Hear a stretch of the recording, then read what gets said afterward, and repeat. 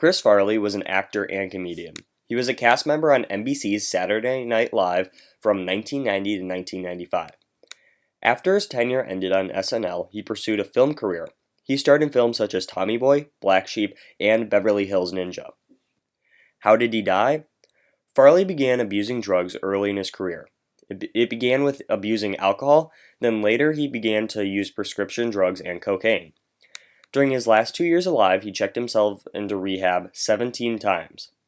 On December 18, 1997, he was found dead by his younger brother John in his apartment in the John Hancock Center in Chicago.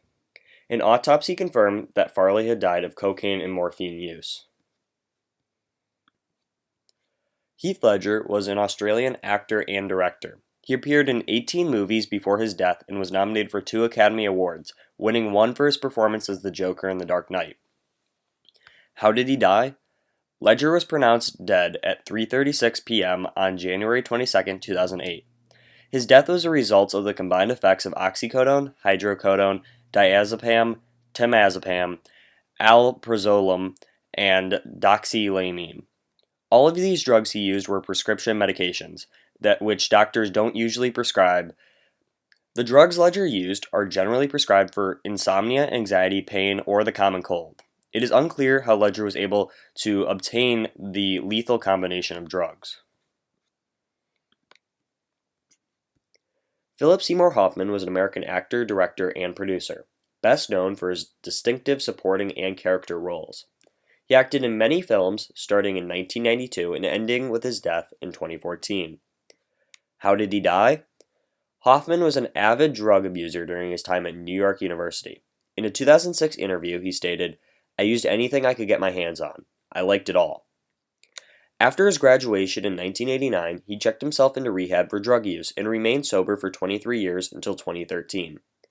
On February 2, 2014, Hoffman was found dead in the bathroom of his Manhattan apartment. He was found with a needle sticking out of his arm. The death was officially ruled an accident caused by acute mixed drug intoxication, including heroin, cocaine, benzodiazepines, and amphetamine. Born Michael Joseph Jackson on August 29, 1958. At just age 11, Michael was already a popular member amongst his brother's band, the Jackson 5, later living and having an illustrious musical career, allowing him to win 8 Grammys at just the age of 26. Sadly, Michael's career came to an abrupt end when he died at age 50 in 2011. 2011 trial that convicted Jackson's physician, Conrad Murray, of involuntary manslaughter. The superstar died from a fatal concoction of medications in his system, most notably an excessive amount of the surgical anesthetic propofol that Murray prescribed and that Jackson frequently used to help him sleep. On January 27, 1984, that day was the beginning of the end. Authors Matt Richards, a documentary filmmaker, and Mark Langthorne, a former music industry manager, wrote, referring to the day Jackson suffered third-degree burns on top of his scalp while filming a Pepsi commercial. According to their writings, Michael was in such pain that he took Percocet, Darvoxet, and during his subsequent scalp treatments, large amounts of Demerol, all of which kick-started decades of dependence on narcotics. That dependence, coupled with financial difficulties that would compel him to agree to a demanding string of performances in London in 2009, set the table for Jackson to become more reliant on Conrad Murray. Dr. Conrad Murray was not, nor ever would have been, suited to be the caretaker of a complicated patient like Michael Jackson, the authors state. And from the moment they met, their fate was sealed. Lil Peep was described as an emotional rapper. New York Times music critic John Canamencia described his music as gloomy and diabolically melodic. Peep would repeatedly say he wanted to become the new Kurt Cobain. AllMusic described his music as a blend of hip-hop and rock influences, along with trap, punk, and dream pop, containing lyrical themes regarding topics such as depression, drug use, past relationships, and suicidal thoughts. He had been described as the future of emo by Steve J. Horowitz of online magazine Pitchfork. Lil Peep, born Gustav R. on November 1, 1996, died on November 15th in Tucson, Arizona, where he was supposed to hold a concert in support of his debut album. He was 21.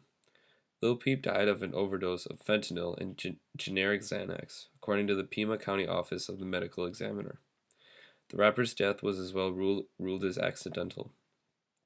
Reports as well show that a cocktail of other drugs were also found in his system. His blood tested positive for marijuana, cocaine, and the painkiller tramadol, and his urine tested positive for those drugs as well as opiates such as hydrocodone, generic diluted oxycodone, and oxymorphone. The medical examiner did not find alcohol in his system, however. All of these being extremely strong painkillers and narcotic suppressants, usually prescribed with a prescription in very, very small quantities. In an interview with Pitchfork, the rapper said he never took prescriptions for depression, but enjoyed taking drugs. I just like smoking weed and whatever other drug comes my way, he said.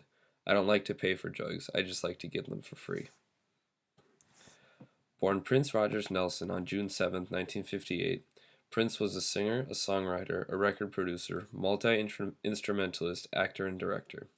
His innovative music integrated a wide variety of styles, including funk, rock, R&B, new wave, soul, psychedelia, and pop. He sold over 100 million records worldwide, making him one of the best-selling music artists of all time. He won 8 Grammy Awards, 6 American Music Awards, a Golden Globe, and an Academy Award for the 1984 film Purple Rain. He was as well inducted into the Rock and Roll Hall of Fame in 2004. On April 21, 2016, a medical examination has concluded that Prince died of an accidental overdose of pain medication. The medicine he overdosed on, fentanyl, is an opioid that is one of the strongest painkillers available. It's prescribed for cancer treatment, but it's also made illicitly and sold on the streets, delivering a super high and too often death. Prince, who had a reputation for clean living, had long suffered from a bad hip, and some who knew him the closest said he had problems with addiction for some time. The entertainer was found with an opioid medication at the time of his death. Ironically, the day before he had died, his team called an eminent opioid addiction specialist in California, seeking urgent help for the singer before he would get worse.